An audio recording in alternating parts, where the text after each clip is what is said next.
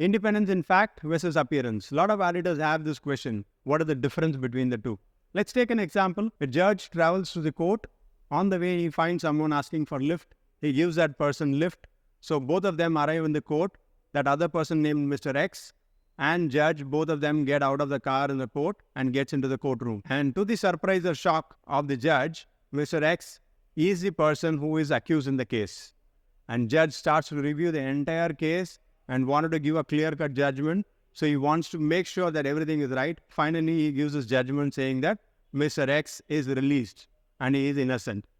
And looking at this judgment, people in the court, the public, started to comment saying that the judge is not independent because he has got bribe in the morning right. So now the judge is actually in trouble. The reason being, though the judge is independent by fact, he is not independent in appearance. So as auditors, we need to be so cautious to ensure that even though we are independent in fact, we need to showcase that we are independent in appearance as well to others to avoid these kind of allegations. All the best.